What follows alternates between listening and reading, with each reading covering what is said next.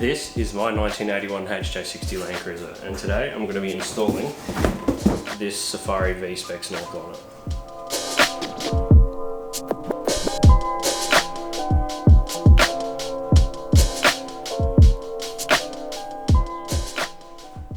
Now before we can actually do any work on the outside here, we've actually got to remove the windscreen washer bottle, the battery and the factory air intake that's currently connected to the airbox.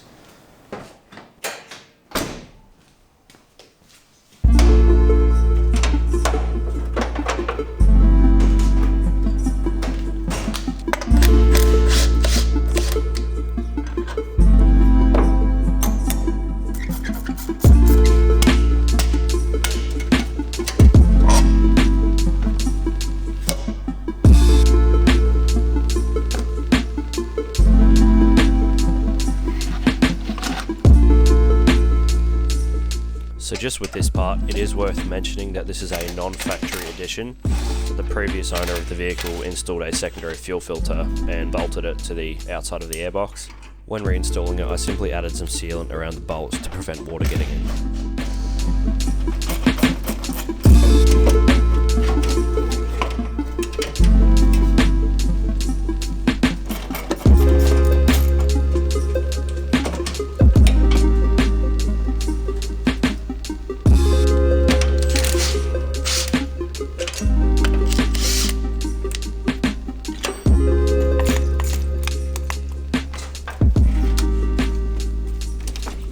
So the last thing to do here is actually remove the factory air intake.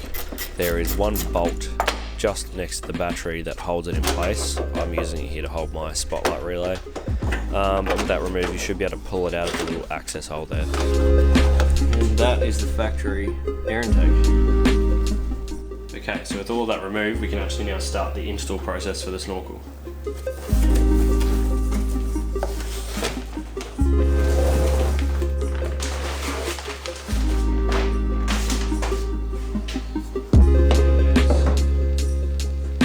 I'm actually placing the snorkel aside for now. That's because before we can mount it, we need to make the mounting holes and the air intake hole. To make this easier, Safari actually supplies a cardboard template, and you'll find it taped on the inside of the box that the snorkel comes in. To secure the template to the side of the car, I'm just simply using some white masking tape.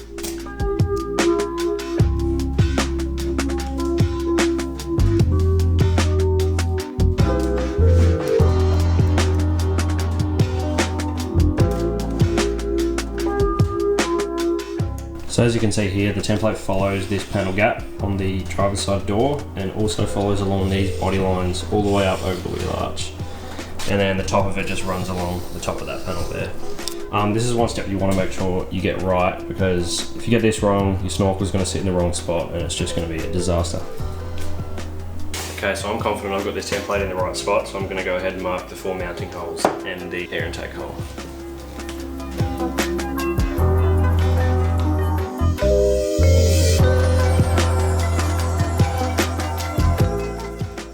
With all the holes marked, I can now go ahead and remove the template.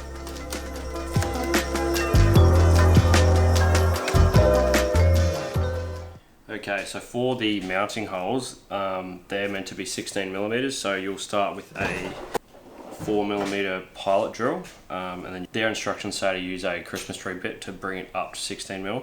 I've actually opted for a 16mm hole saw. For the air intake hole,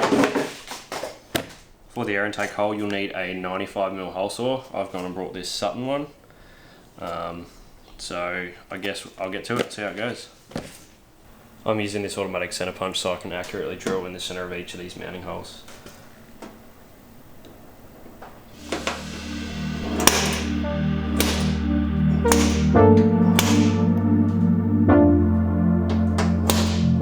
So this is kind of the point of no return when you actually start putting holes on the side of your car. So I'd strongly recommend before you commence this that you make sure that your mounting holes and your air intake hole are definitely in the correct spots.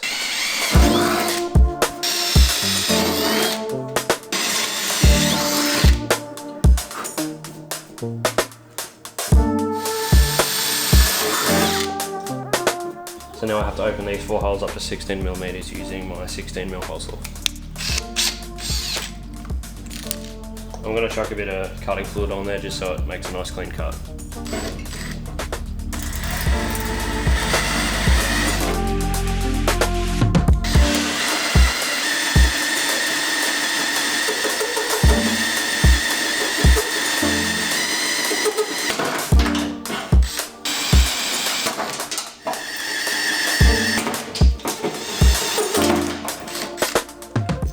Okay, so now comes the last hole. One thing to note with this is it specifically says in the instructions when drilling this hole you don't want to drill it at the same angle as the body panel. You want to keep your hole saw horizontal like that. Not like this, but rather like that.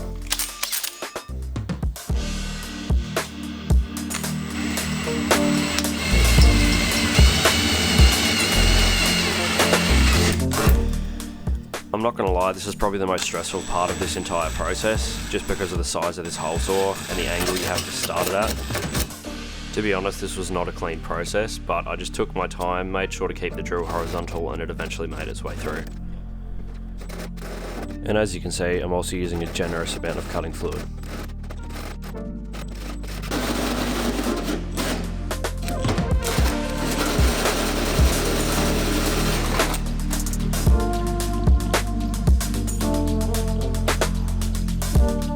Not gonna lie, that was a little bit scary. I'm now going to use this deburrer to deburr the inside and outside of this hole.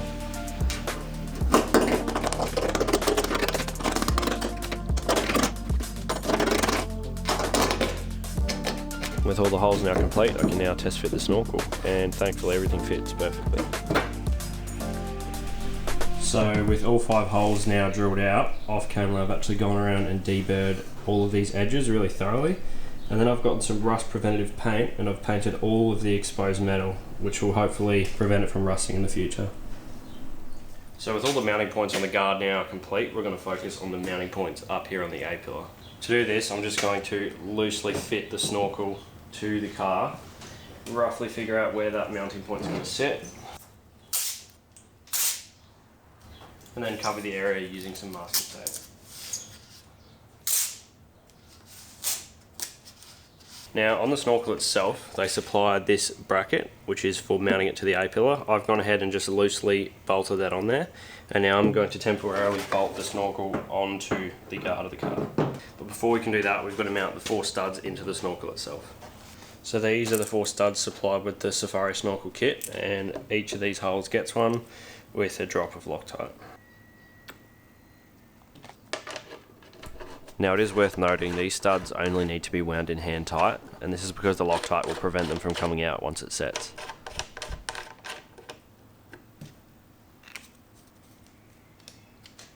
So the snorkel can now be temporarily fitted to the car using the appropriate hardware.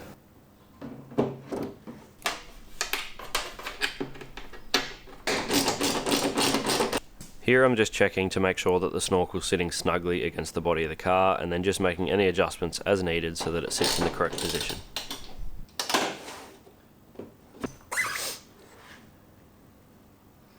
So with the snorkel now bolted into position, we can go ahead and mark the position of that top mounting bracket. With that marked, I can now remove the snorkel.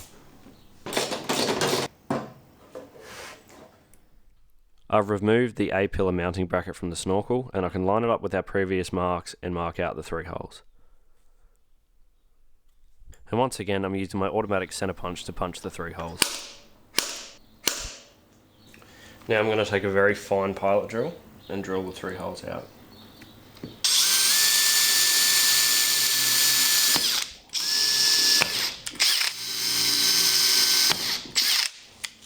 These 3 mounting holes did end up being way closer to the windscreen sill than I would have liked, but as ugly as it looks now, it did end up mounting without any issues. Following the pilot drill, I brought the holes up to their final size of 8mm.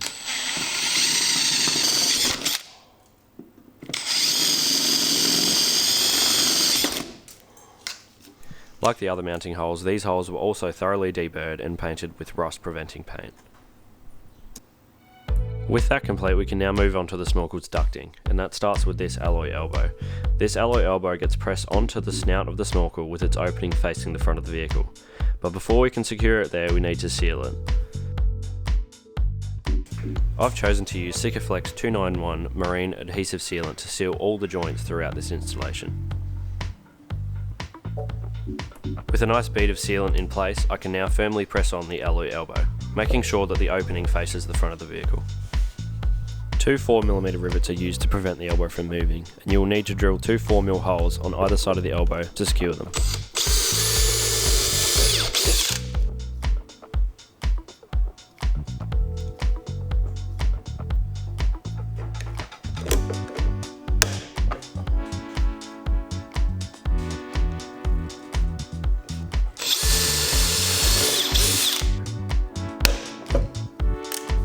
So that's now complete. That's fully sealed and air and watertight, including over the top of those rivets.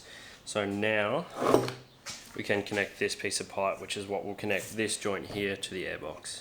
Now the instructions don't explicitly say to put sealant on this joint, but in my mind it's a textured surface and I don't like the chances of this sealing onto a textured surface like that. So I've opted to put sealant on this joint as well.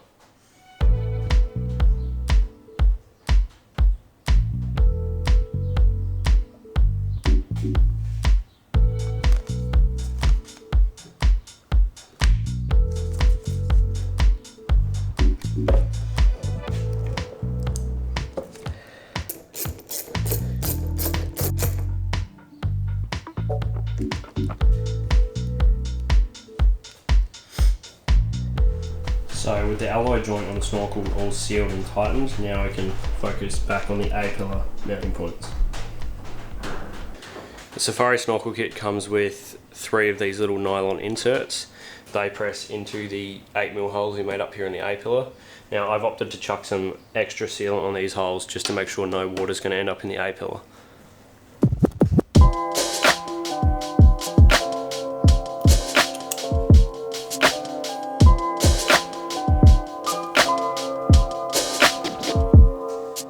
Now you can take the mounting bracket and the 3 mounting screws and mount it on the A-pillar.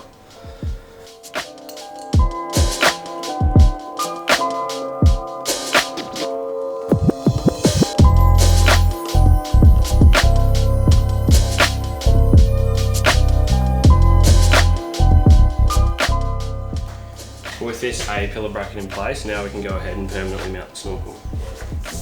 Mounting the snorkel is a fairly straightforward process and involves sliding the ducting through the cavity above the wheel arch and then routing the end out through the original hole that the original air duct came through. With the ducting in place, you can now pivot the entire snorkel so that the alloy elbow slides into the cavity.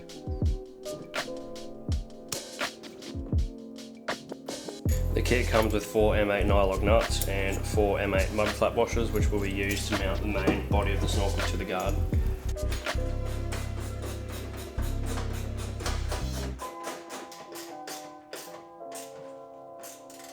Once these 4 M8 nuts are fully tightened, the snorkel is now fully secured to the guard. All that's left now is the 2 stainless steel M6 bolts that hold the top of the snorkel to the A-pillar.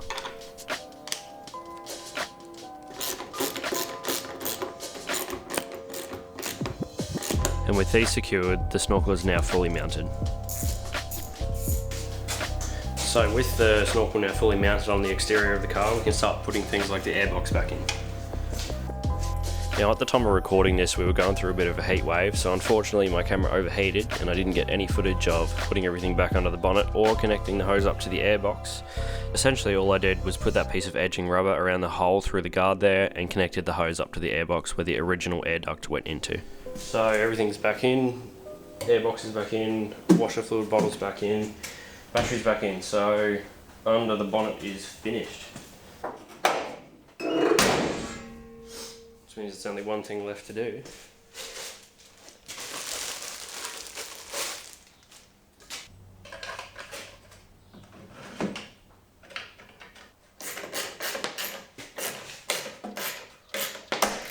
And with that, the snorkel is now fully installed.